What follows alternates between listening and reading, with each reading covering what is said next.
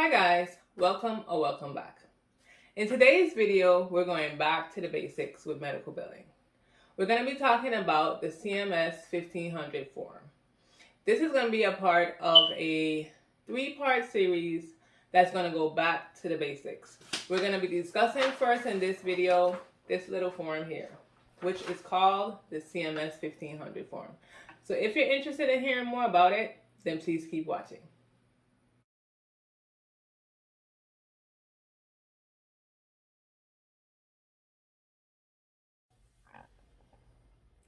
Okay guys, so like I stated, we'll be discussing the CMS 1500 form, which is our first part to the Back to Basics series that I will be doing.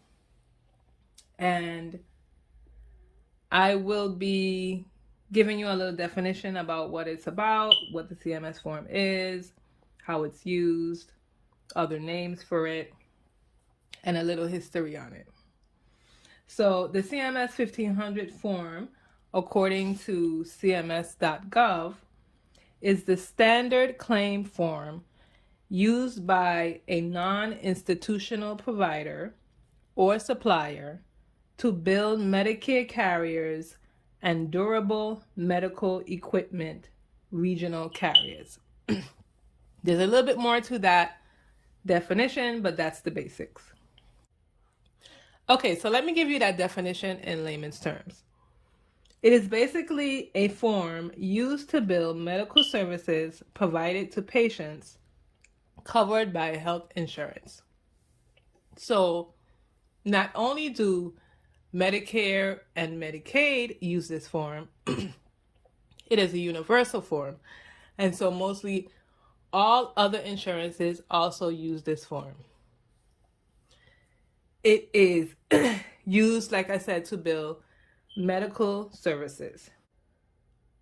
Now, people that use this form are physicians, healthcare professionals, which could include clinical workers, therapists, chiropractors, outpatient clinics, DME.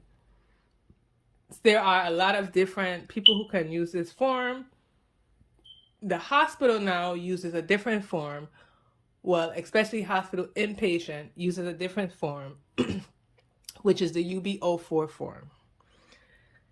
And some other names for this form is the Hcfa 1500 form, which Hcfa, Hcfa, stands for Healthcare Financing Administration. You can also see that it would be called a health insurance claim form. It's also called a claim form or a 1500 form. So there are many names that you can use for this particular form. I usually call it a Hcfa form, but some people call it whatever form or whatever kind of term that they use. A little history about this form is that the National Union Claim Committee, the NUCC, is responsible for maintaining the integrity of the data sets and physical layout of the form. There are 33 boxes, if you can see here. And the version that we are currently using is the February of 2012, which is 02/12. And it became in effect on April 1st of 2014. So what I'm going to do is zoom in a little bit so that you can see the boxes a little clearer, and we're going to go through the boxes pretty quickly.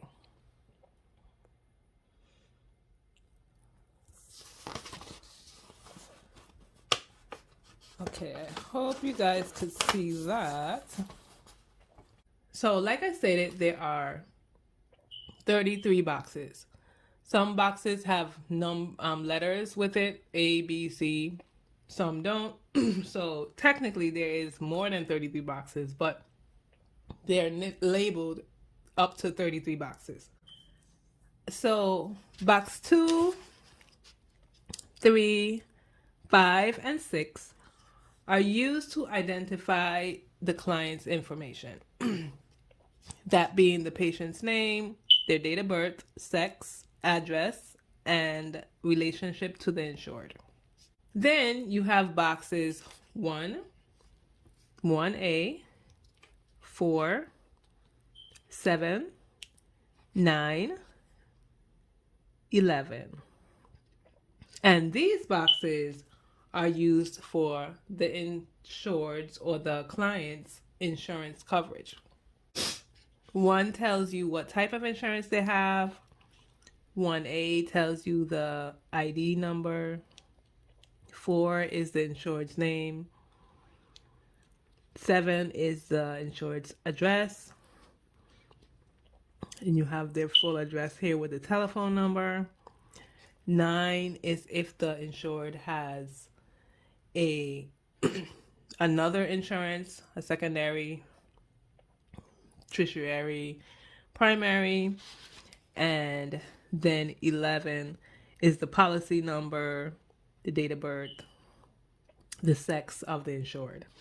So for instance, if you are a spouse underneath your husband, you're a wife underneath your husband's insurance, your name would go here as the patient, but his information would go here because he's the person that you have the insurance under.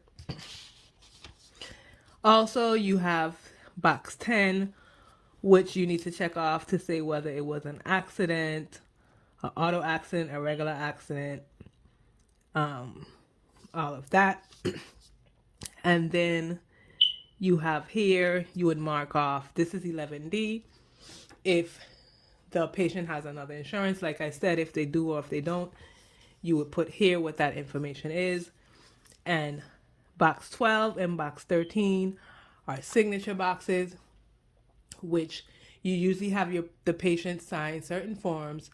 So if you're doing it electronic, if there are many ways to do this, again, everything is not electronic, but if for some reason you actually print out these forms all the time, you may have the patient sign themselves, or you might have a form that they use to sign and you keep it on file so that you can put signature on file here when you're actually sending out the claim in both areas. There's more to these things, and if you have questions, you can always ask me below, but I'm just trying to go through it pretty quickly. So this top portion here is just basically the information for you to know about the patient, what insurance they have, and if they're allowing you to bill this claim. Depending on which insurance you're billing, you may have to fill out certain areas or may not have to fill out other areas. Now, for the most part, the patient's information you always have to fill out. That's just standard, and that's the only way for the insurance company to know who you are sending this claim in for. But some of these other fields you may or may not have to fill out.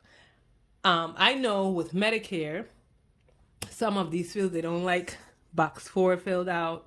They want it to say none in box 11. So you just have to know your insurance company. It is a universal claim, but different insurances like things done differently. Now let's go further down to box 14 through box 20. Or actually, let's say box 14. Yeah, box 14 to box 20. So these boxes is used for different things as well. They may ask you for different things like the date of your current illness, injury or pregnancy, which is here. You might have to put in a referring physicians, their NPI number, their name. You might have to put in additional information. I know here in box 19, when I bill for OBGYNs, I have to put in the dates of service that they had their antepartum care. If I'm billing a maternity package, I would have to put that information there, but different specialties use it for different reasons. You also over here can put in the dates of illness.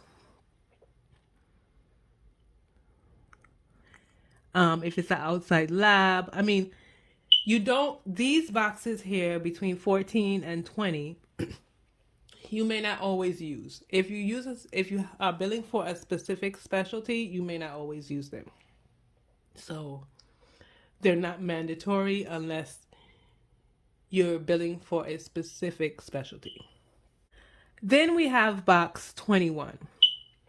And in box 21, you will be putting in here which ICD set you're using. So most likely everyone's using ICD-10 right now, at least in the United States. So it'll be a 0 there. Before, when you were using ICD-9, it was a 9 there. And then you would put your diagnosis here. Again, before ICD-10, we used to have ICD-9, and we had 4 boxes. And right now we can put up to 12 diagnosis fields here, but when we go further down and we look in box 24, we'll notice that we still can't put a whole heap of pointers that point to it. Then we have box 22 and box 23, which is for corrected claims, prior authorization numbers, CLIA numbers. And again, different insurances require that you put different information in different boxes. They like their information put where they want it put sometimes. So for Medicare might like the CLIA number here, but then you bill for United Healthcare and they like it here. You just have to find out what your insurance company wants. Now, in box 24, we have from 24A to 24J. And we start off with the dates of service, the place of service, EMGs, the HCPCS or the CPT codes, modifiers, the pointers to the diagnosis, the charge, the units, and the MPIs. So you have 6 lines. Can you see that there? Okay, you have 6 lines. So if you are sending in a claim that has more than 6 lines, then you would have to use more than one claim. If it's an electronic claim, when it comes in, it still will be on more than one claim because it's more than 6 lines. And then we have box 25, which is the tax ID number, EIN number. You put whether it's your Social Security or the EIN, the patient's account number, if you accept assignment or don't accept assignment, the total charge, the amount paid. Some of these boxes say reserved, so it basically means that you don't have to fill it out. So like this box says that, and some boxes up here says it. Sorry. Yeah, hope you saw that up here. And then we have to the bottom box. So that was box 25 through box 30. And then we have box 31, which would be the physician's signature and date that you're billing it out. The box 32, which is the service facility. And box 33, which is the billing provider. And then you have to put their NPIs. So pretty much it is a simple form, but it can be hard if you don't know where to put certain stuff. If your insurance company decides that they want things in a certain spot and you're not sure about what spot that is, then some of your claim forms can get denied. For those of you who say, we don't bill with paper claims anymore, that is not true. And you still use it. And I think this is the basics. You should know this. When you're first learning medical billing, you should know everything on this claim form, because this is the basics of medical billing. This is the start of medical billing. A lot of times we confuse coding and other parts of it, eligibility, all of these things as part of the medical billing process. But this is the basics of it. Sending out a claim form, seeing if you can get paid. That's where we actually start. So I hope you guys got something from it. I didn't want to go too deep because there are so many scenarios, but if you have any questions and you want me to answer something specifically, please leave it below. There will be 4 parts to this series, which the first one is this one being the claim forms. Then there is going to be super bills and encounter forms, EOBs and ERAs, and then the patient statements. So I hope you enjoy. One of the questions that I want to hear from you is, do you still use paper claims? Like, I don't know if I said it already, but I actually still do. And I do electronically, but I also use paper claims because some of my providers, either they have such little patients that they don't have a practice management, or